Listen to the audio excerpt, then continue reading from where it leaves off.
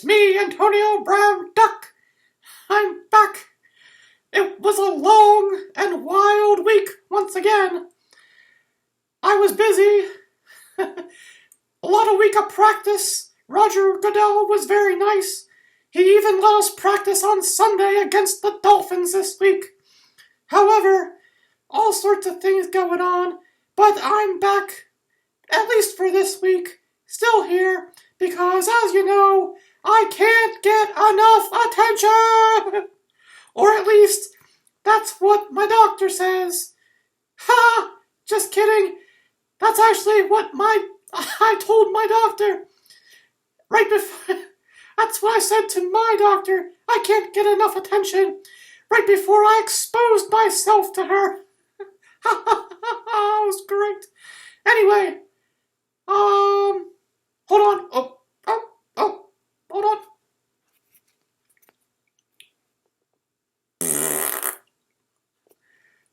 Oh, much better. I can't get in front of the camera here. There we are. All right. Thank you for watching, and on to the show.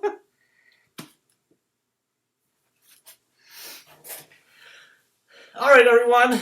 Welcome. Thank you, Antonio Brown Duck. Thank you. Welcome to the Tonto's Demise Week 2 recap. This week, I think we said a prayer at the end of last week for the injury bug to stay away. The injury bug did not listen. The injury bug multiplied and spread across the land, and it was a rough one for a lot of us. Even just there's going to be long-term effects, I think, for the rest of the season, or at least for quite a while for a lot of us, with quarterbacks who have gone down, and the receivers and running backs who are going to probably be negatively affected by the loss of those guys, or even just other players, random players getting hurt. It's been a minefield out there. So far here in 2019, it might just become a matter of who can survive the longest and dodge enough bullets to get to the playoffs, and then we'll see what happens there.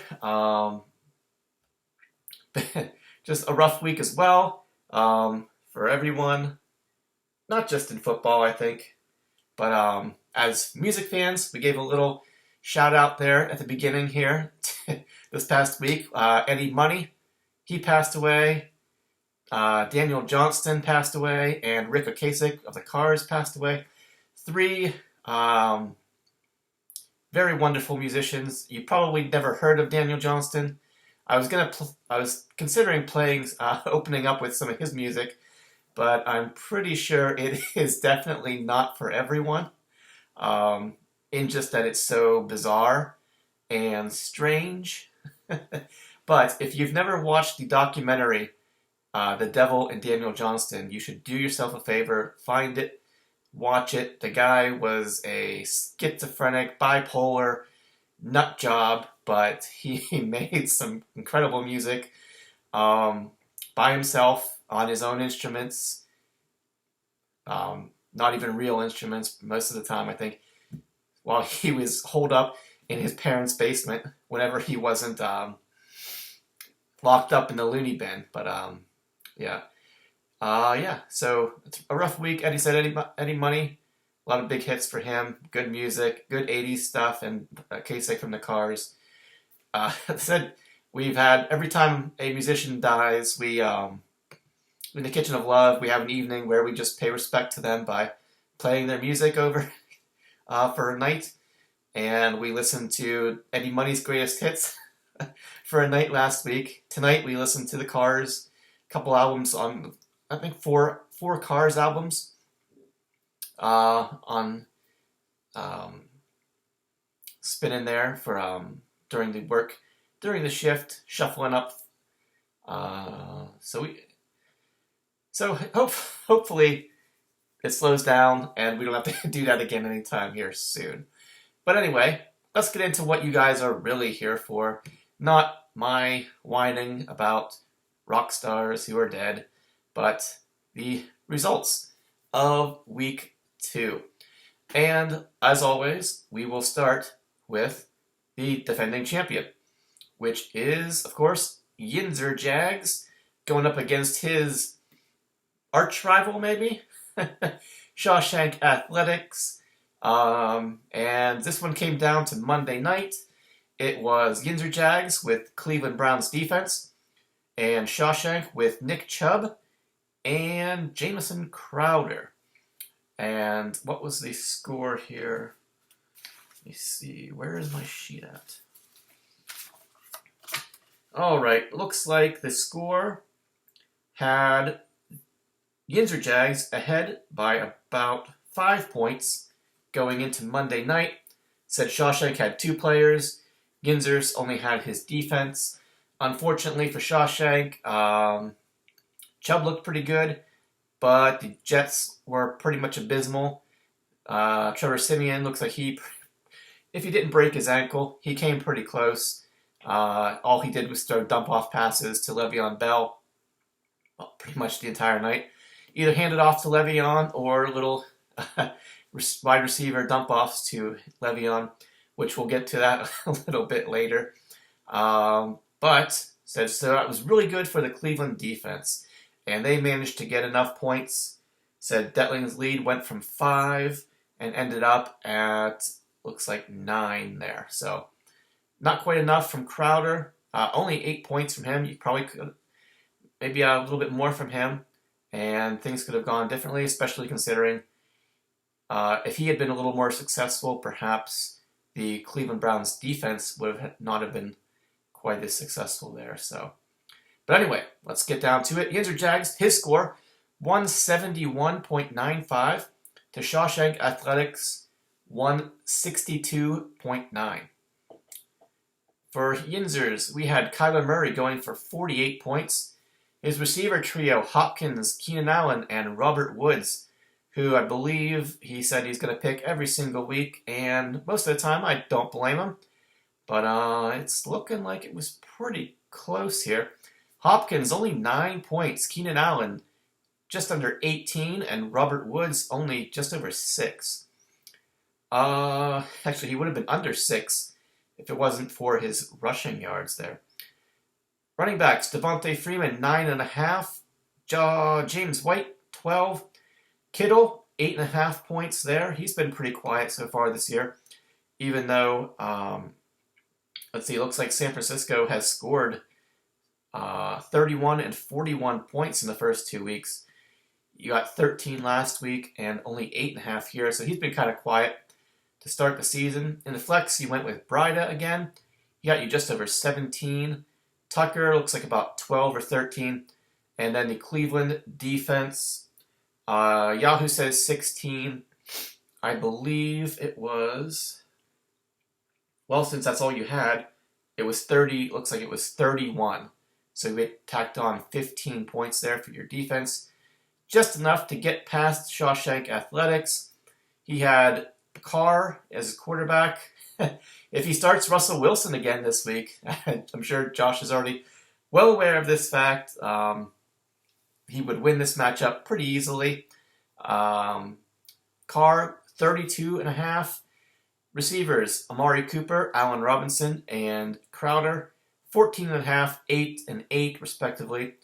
Running backs, Fournette and Chubb, 12.5, and just under 20 for Chubb. Zach Ertz, a little over 17. Zeke in the flex, an even 23. Mason Crosby, only 3. No field goals, just extra points there. And Baltimore defense, looks like they did pretty good. Yahoo says 9. I want to say it was closer to, I think they gave up a lot of yards through the air. But they did pretty good with yards, rushing yards given. I think it was, the total was very low. I'm pretty sure you got 9 points there. So your actual total for Baltimore was probably in the low 20s, something like that. But not quite enough. Said you went with Carr against the Chiefs. Not a bad move. in hindsight, maybe not the best. But at home against the Chiefs, you had to expect that they were going to come out and be behind, which they were. But probably were expecting a bigger day from him. Um, let's see. Just don't know that he really has enough good options in the passing game yet. Raiders need to work on that. So he was under 200 yards. So we'll see how it goes. If they can improve over the course of the season. But after this week, you're probably going to be keeping Russell Wilson in there every week, no matter what. Even though as we still know, you have that bet going with Disco, I believe, between Carr and Cam, and neither one of you is starting those guys anyway. So most likely he's got Rodgers, so he's probably going to be sitting Cam. I believe he has Rodgers there too. So, yeah, unfortunately for Shawshank, he falls to 0-2. He is at the bottom in 12th place. Yinzer Jags, he jumps up from 1-1 and up all the way to 7th place. And we will just go right down the line here. On Yahoo, we had Dirt McGirt going up against Springfield Isotopes, the Kitchen of Love matchup. This one kind of came down to Monday night as Dirt McGirt had a 5 or 6 point lead. Let me take a look. It was about 5.5. With Beckham Jr. to go, while Isotopes had Njoku, the tight end, left to go. So, not looking good for the Isotopes, but there was still a chance there. But unfortunately, Odell Beckham went off for 34 points, and Njoku went off the field with a head injury on one of the first plays of the game there for the Browns, and he was no good. Now, I've already gone over this a little bit, complaining at work today, and bitching about it. I definitely have some things to say about it on the Line app last night, but let me explain this to you. And they showed this because they showed the replay of this. First of all, let me say that I've watched the Cleveland Browns because they were on TV in Week 1 against the Titans. They were on TV last night playing against the Jets again. Baker Mayfield, I don't get the hype for this guy. He doesn't look that good. Like, I just can't. I don't know what it is. Everyone's like, "Oh, Baker Mayfield, Baker Mayfield." There's a commercial with him in it, like every other commercial break, too. But who's the guy that he was the sideline commentator. He rides that vehicle that goes up and down the field wherever the team is at, and he commentates what's his name? Oh, McFarland. Booger McFarland. Booger McFarland.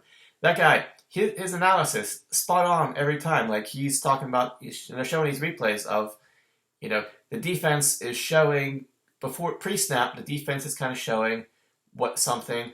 He reads it, and every single time after they snap the ball, the defense goes into a different defense. They don't play the defense that they were showing. And he gets tricked every single time. He doesn't adjust. I'm talking about Mayfield here. And ends up holding the ball, getting stuffed in the pocket, or ends up always flushing off to his right, because he's right-handed, obviously, and getting chased. It seemed like he was always getting chased to the right sideline there. And the play where Njoku got hurt, they showed the replay, and I'm watching Njoku, and he's running the whole way. He starts on the left side and runs the whole way across the middle of the field, wide open. But there's Mayfield holding the ball, looking around. He's looking everywhere. He's scrambling, flushed off to the side. So here comes Njoku towards the right. Baker Mayfield is going off to the right. They're both going to meet here at the sideline. And by the time Njoku gets almost over to the sideline, he's got 3 defenders around him. There's a defender between Mayfield and Njoku. So Mayfield, instead of throwing it away, which he obviously should, because he's already at the sideline, either go out or just throw it away, he decides, no, I'm going to toss it up because I got to get it over this defender to Njoku. And Njoku has to jump up as high as he can in the air to try to catch this pass. With 3 defenders, charging in on him, he's up in the air, Guy hits him. He flips over, comes down, lands on his head, like this on the ground, bounces up kind of, gets back in the huddle, but then they're like, get over here. You cannot stay in the game. We got to give you a concussion test. And he was later taken to the locker room and he was done. But the reason I complain about all of this because that was your fault, Baker Mayfield. Completely your fault. What a... I hope that after the game he went up to Njoku and apologized for that because his injury was completely Mayfield's fault. And then the rest of the game, same stuff. Holding the ball, not getting it out, confused by the defense. Okay, he throws a 90-yard touchdown to Beckham Jr., which saved the game for him, is stat-wise. But other than that, I think he's lousy. He's not. I don't understand the hype. Maybe he'll get better. Maybe he won't. He probably will. I don't know. But again, that's just my opinion. He's not that good. Just from my eyeball test, watching him play. Okay, that's enough about Baker Mayfield there. Okay, so like I said, Dirt McGirt had that 5-point lead. Said with Njoku, but Njoku said got 0, so he was definitely not covering that difference with his 0. Pretty much no chance anyway with Beckham's 34 points there, thanks to the long touchdown. Final score ended up being instead of almost a 40-point difference then, because Dirt McGirt 191.95, pushing 200 there, and Isotopes almost the exact same score as last week, 152.05. I should just take a quick look here. The score last week was 152.2. So consistent, I guess, if nothing else here. For Dirt McGirt, he had Carson Wentz go from negative 0.15 somewhere in the second quarter of that game on Sunday night.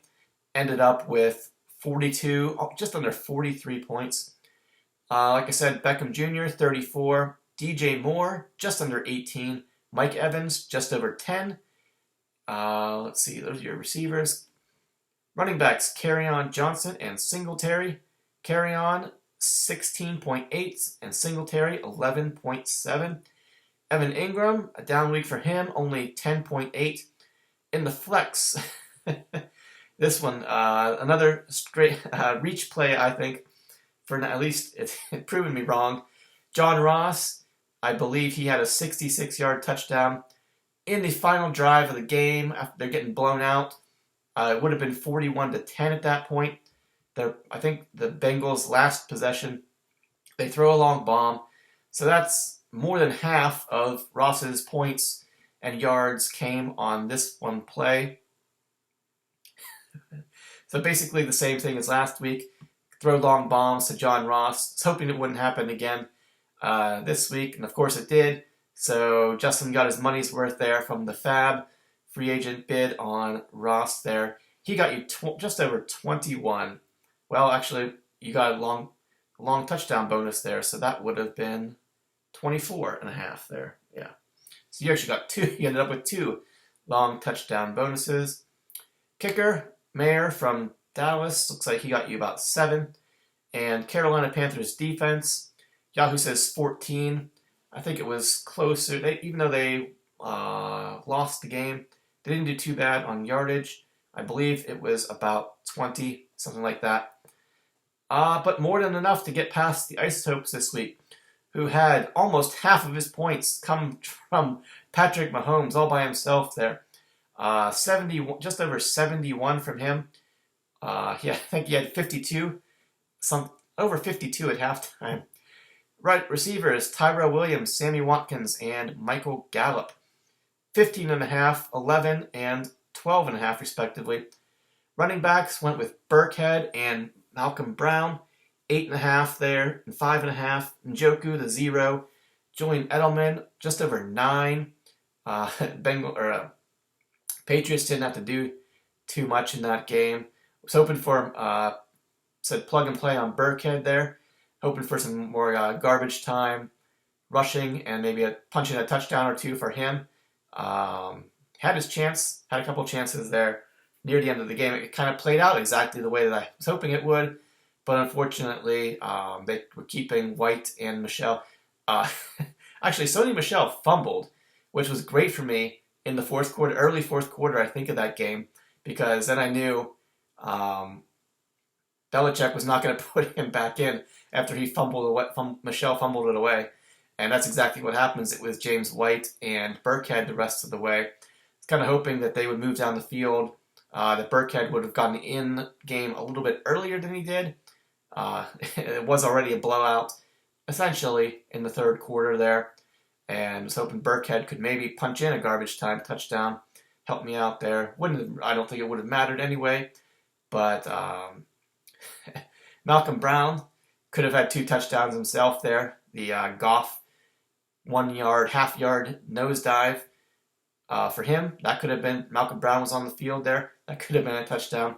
And then also the little, earlier in the game, the little 2-yard pass to Cooks there. He was actually starting to turn around, and it looked like the play was going to be a handoff to Malcolm Brown, instead from the 2-yard line. But the last second, Goff decided that he liked the matchup there with Cooks right in the end zone, and just quick little 2-yard pass right into him for that touchdown. And all these little things that could have happened to change the outcome. I noticed because I was watching these games and watching my players, but I'll shut up now. Sorry. Myers, kicker for Seattle. 3 points again. Once again, no field goals from this guy yet, only extra points. Thought Seattle would, I know their offense was going to be pretty good, and they're doing all right, but they're only, every time they go, they're scoring touchdowns. No field goals from this guy. He's killing me. And then, speaking of killing me, we got the Chargers defense against Detroit. Ended up losing the game near the end there. Yahoo says 12. I believe that was the correct score, or else maybe 15, something like that. They didn't do too well there. Maybe 15, maybe 18. Not too much more than what Yahoo says, but not enough to get past Dirt McGirt this week. He moves from 0-1 to 1-1, while the Isotopes go from 1-0 to 1-1. Dirt McGirt jumps up to 6th place, and Isotopes drop all the way to number 9. Next up, we have 10 XL entries going up against Possum Magic. This one, I believe, did also come down to Monday night. Yes, we had XL entries was finished. Possum Magic still had Baker Mayfield to go. And the difference was only about 15 points there. So looks like you got about with that long touchdown bonus was the only thing that got Baker Mayfield over 40 points this week.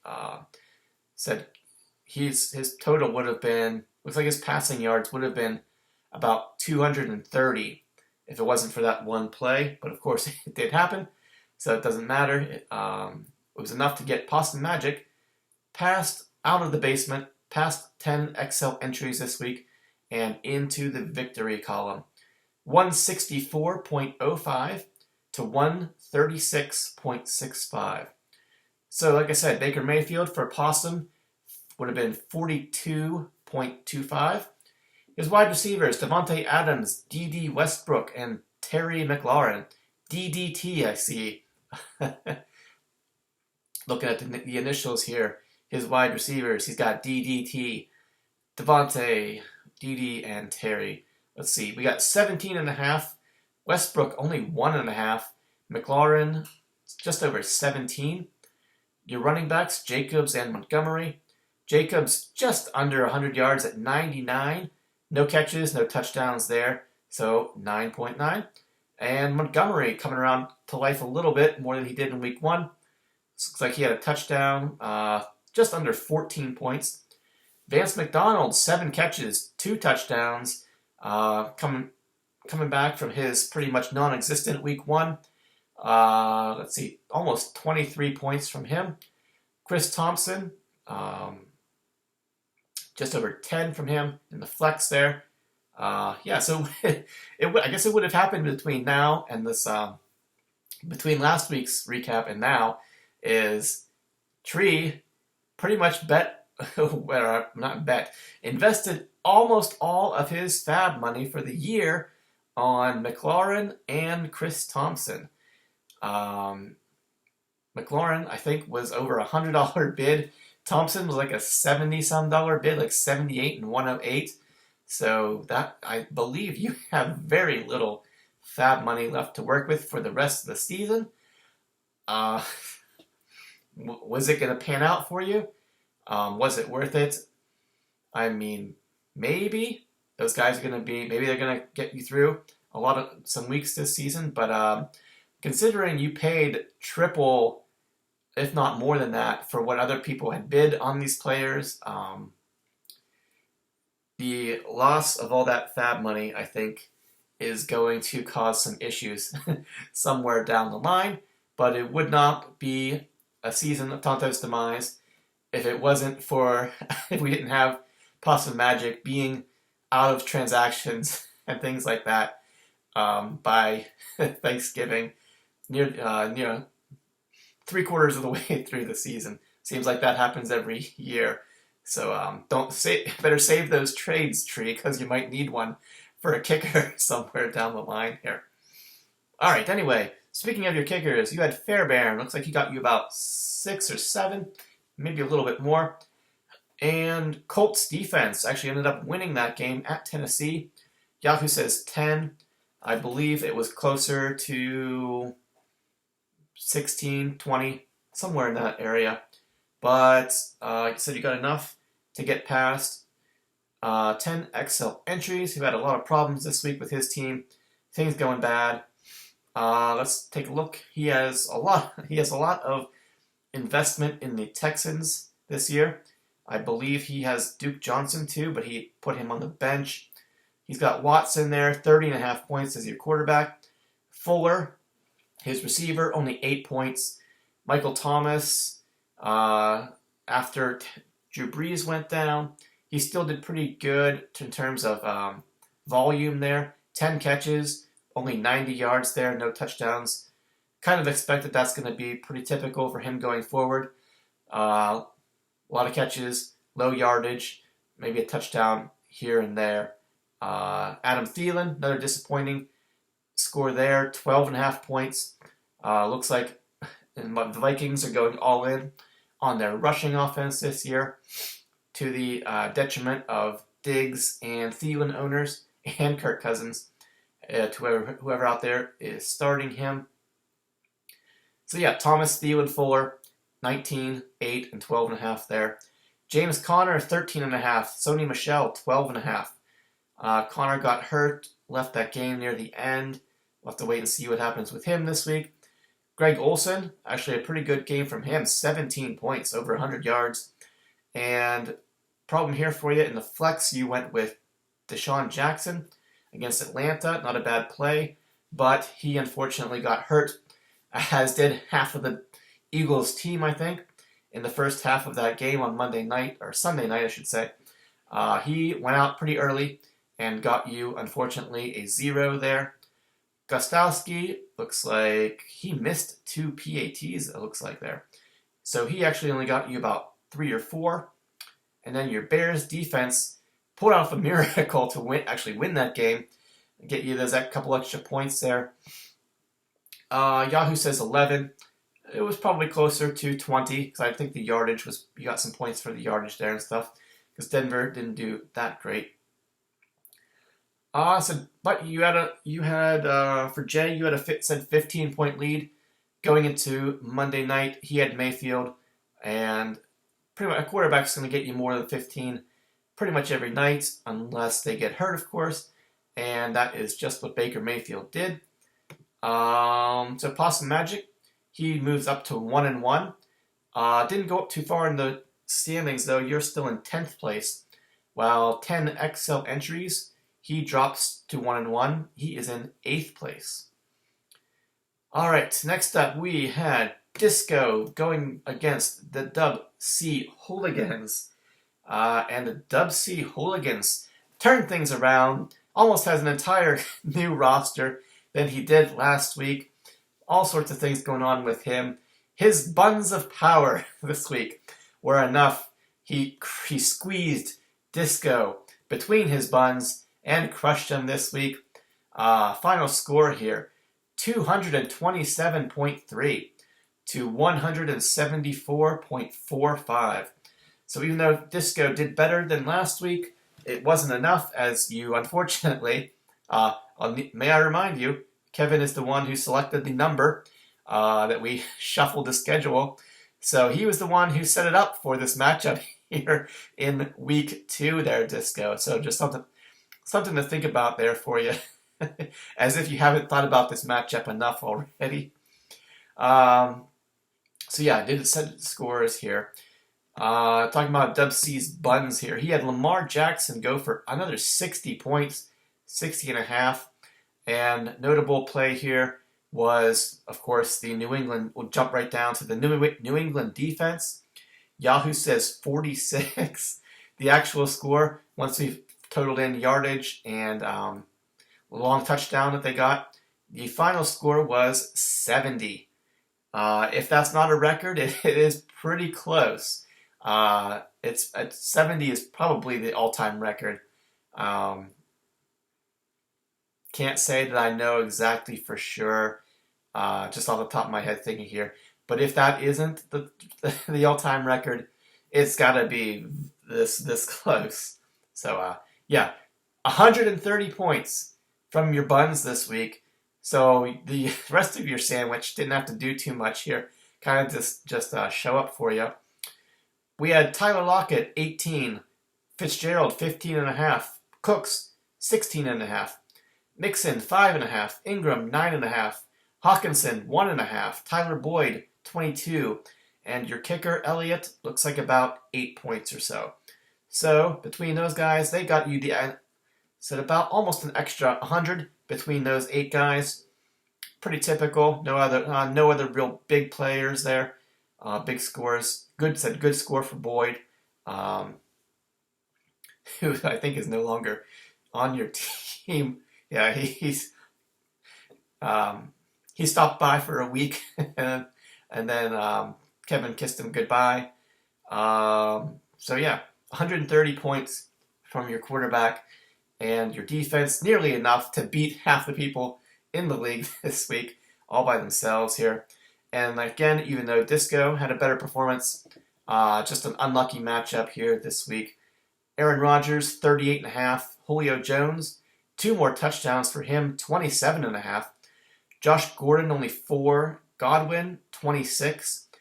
Is it Damian Williams? Yeah. Let's see, I believe he's injured, so we'll see what happens. Not sure how injured he is, but he got you 8.5. Also 8.5 from David Johnson. Waller, 12.3, pretty much just like last week. I think he had 7 for 70. This week he goes for 6 for 60.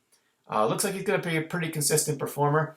Good waiver wire pluck there for a tight end when you were in need of one. So it looks like he's going to be pretty good. I don't know if he'll be keeper worthy. He'll be so good that he's keeper worthy next year. Although of course he was undrafted for 3, he could be yours for 3 more years. Don't know if he's going to be, we'll see if he's quite worth that. Probably not, but who knows, we'll see. You've probably got Godwin for another year, but we'll see what happens. On your flex, you throw in John Brown, just over 14 points. Your kicker, Bryant, about 8 or so. And then you picked up and played the San Francisco defense. Looks like they did okay. Couple sacks, turnover there. I think they gave up a decent amount of yardage, but they gave up, I think, who was it? Just like one of the defenses before. The Cardinals versus, who did the Cardinals play? Baltimore. I believe the Bengals had almost no rushing yards in that game. So you got a lot of points from there. Yahoo says 13. I believe it was somewhere in the mid-20s. You actually did fairly well on that pickup and play there.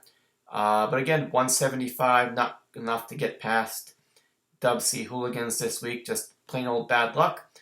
Unfortunately for Disco, he drops with this one to 0-2. He is in 11th place, while the Dub C Hooligans go from 0-1 to 1-1, and they jump all the way up to 5th place. Let's see. Next we have Gags to Riches going up against the Mighty Midgets, the matchup of the week. Both teams were first place and second place going into this matchup, 1-0. One of you was going to get your first loss. One of you was going to move to 2-0. Came down to Monday night once again in this matchup. Let's see. Looks like the difference was about 35. Gags needed 35.5-ish from Le'Veon Bell and who was the other guy? You had somebody else. Jarvis Landry. Couldn't quite get there. Even though Le'Veon Bell gave it all he could. In terms of catches there, he had 10 catches for 60 yards there. So a lot of dump-off passes there. Good thing it's a PPR league here. But not quite enough to get you past Mighty Midgets. Final score was 167.7 to 159.15. For Midgets, we had Matt Ryan going for 49.5, T.Y. Hilton 14.5, Ridley, you got Matt Ryan to Ridley, connection there probably for the rest of the season because you lost Roethlisberger off your bench there. 24.5 for Ridley, pretty good score there.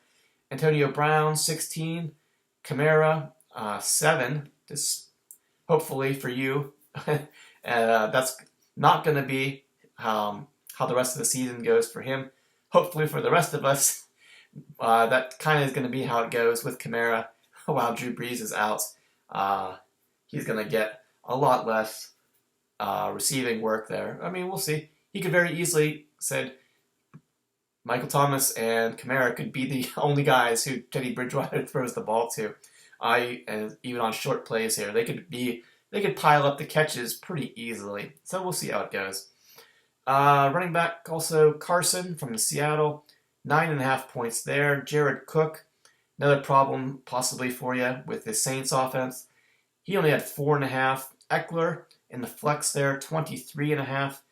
Butker, your kicker from Kansas City, all PATs, no field goals. He got you 4. And then the Tennessee defense, I think you dropped Jacksonville. Picked them up. Wasn't a bad play. Seemed like they were going to be pretty good. Still, they did all right, even though they ended up losing the game. Yahoo says 15. It was probably like 21, 24, something in there. They actually did fairly well, enough to get you past Gags to Riches this week, who, let's see, he had Phillip Rivers, only go for about 34 points. Cooper Kupp, 17.5. Oh, man, if you, Cooper Kupp would have had a long touchdown. I think I mentioned this earlier about Jared Goff diving in from basically the ball was on the goal line. I think Cooper Kupp had like a 70-yard touchdown.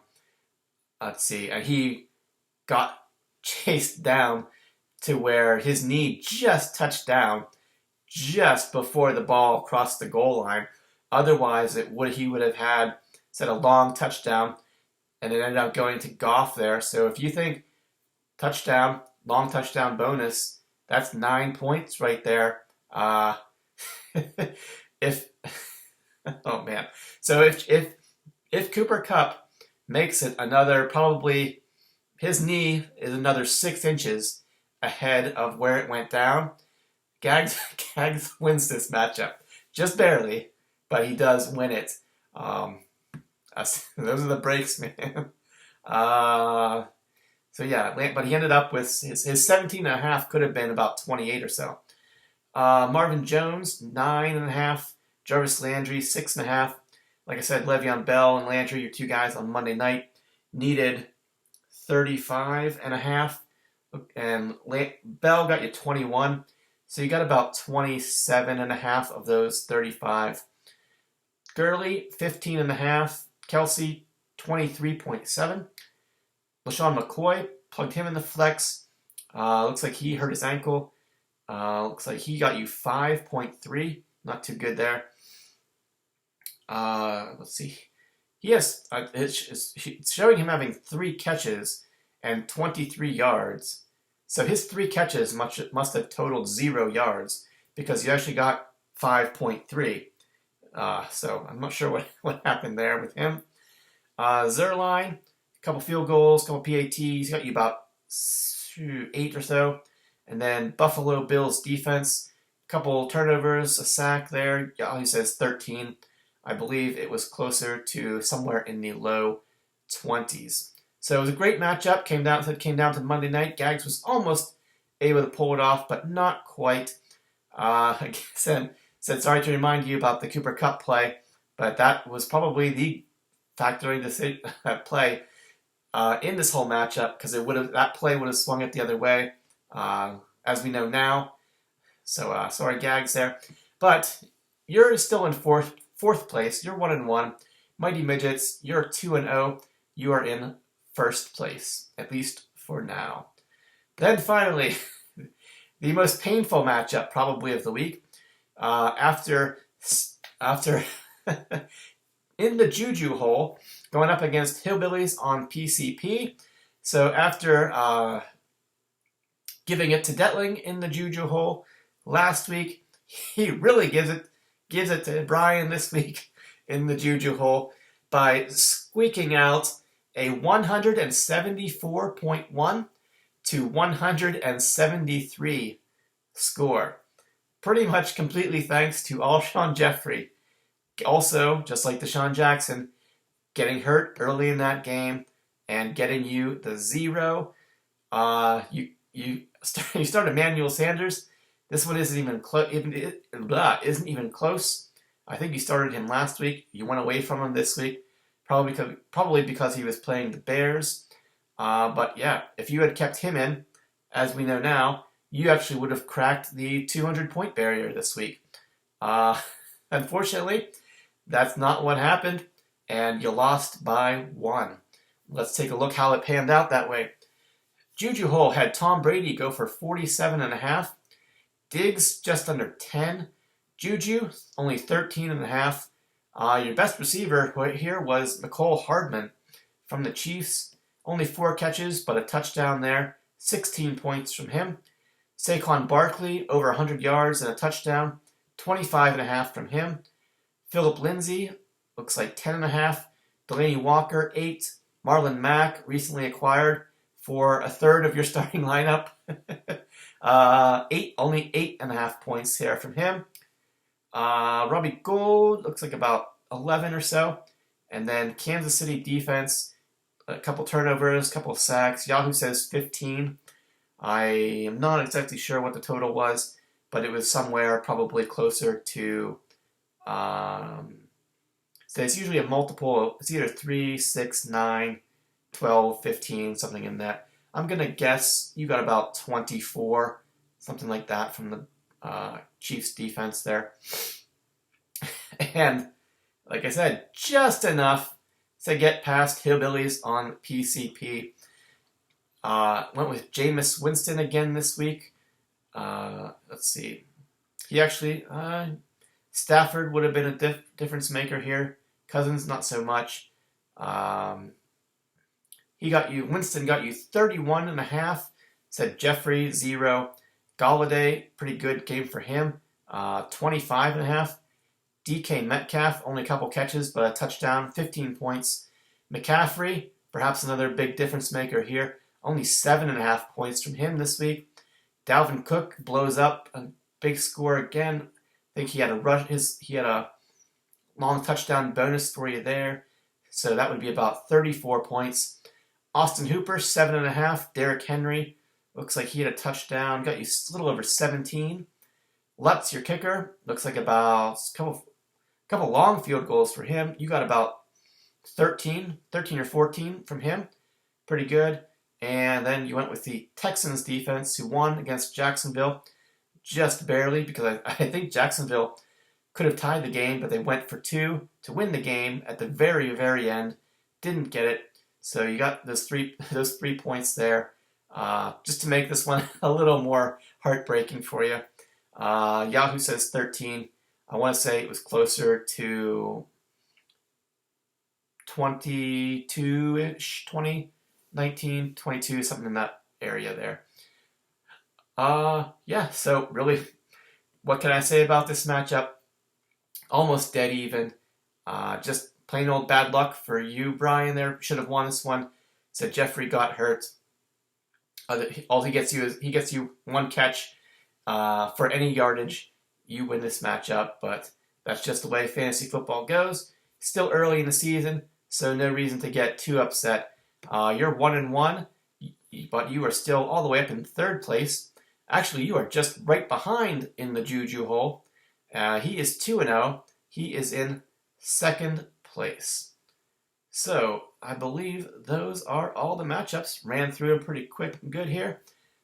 Checking the time, 47 minutes, not too bad.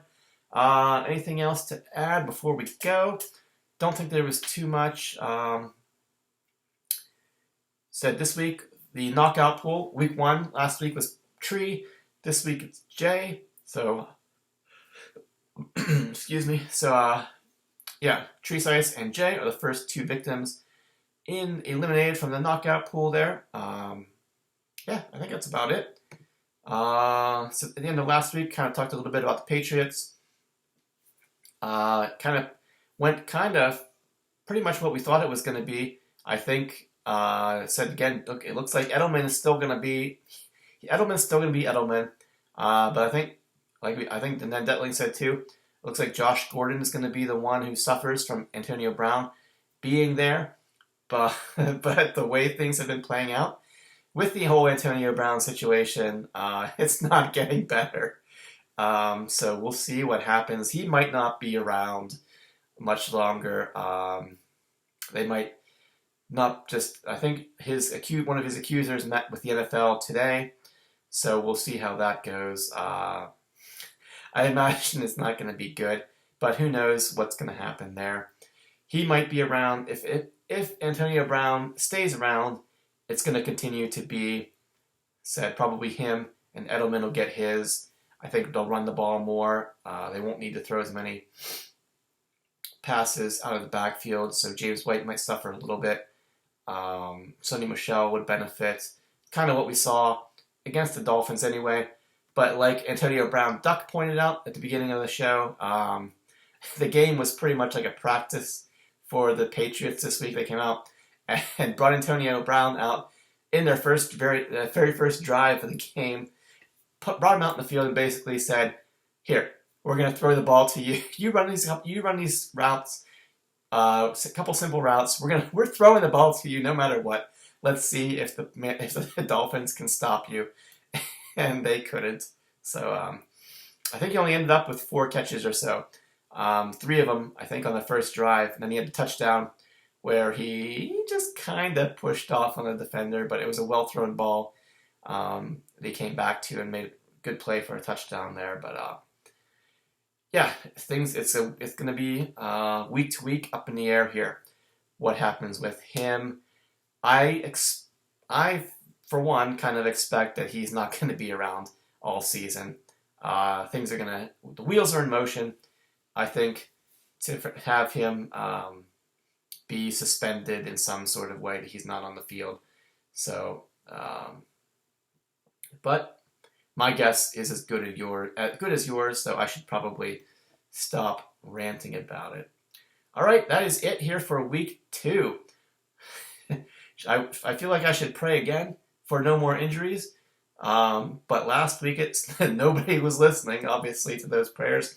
So we'll see what happens. Going to be some good matchups. Let's take a quick peek before we go to week 3. Let's see. Where are the 2-0s? We've got Juju Hole going up against Possum, and we've got Midgets against Yinzer Jags. Their projections I see are both 181, with actually Yinzer Jags being favored by about 0.5 point right now, according to Yahoo. So that is going to be a pretty good matchup. Something to look forward to there. Let's see. back to week 3. What else do we got? Good matchups. We got Isotopes versus Jay, Disco versus Gags, Kevin versus Justin, Brian versus Josh, Cobra's there. Yeah, and then Midgets versus Yinzers, and Possum versus Juju. So, let's see. Disco will be looking, so Disco and Shawshank will both be looking to get their first wins of the season. Both of them going to have their work cut out for them there. As said, Gags, he's up there in 4th place, projected to win right now. For Shawshank, he is, let's see, he's projected to win, but he's still going up against Hillbillies on PCP, who's got a trio of running backs who can go off and beat you by themselves pretty much every week here. So, yeah, a couple of these matchups are going to be pretty fun to watch, and we will see how things shake out. As, like I said, nice symmetry to the standings right now. 2 people at the top, 2 people at the bottom. 8 of us are tied. The other 8 of us are tied, all at 1-1. So as we start jockeying for position, getting closer to playoffs as the season winds through, it's going to be fun to see what happens, as it always is. All right, guys, that's enough crap from me. We will see you back here. Thanks for watching or listening or whatever it is you do. Let's hope that there are no more injuries, big ripple effect injuries this coming weekend. And let's hope that we don't have to have any more musical tributes in the Kitchen of Love. No more 80s rock stars taken from the planet into whatever it is, the ether of the universe, or however you choose to define it. All right. That's it. We'll see you back here again next week, and good luck to everyone. Yeah, thanks again for either listening, watching, or whatever it is you do, or not caring at all. So, all right, see you next week.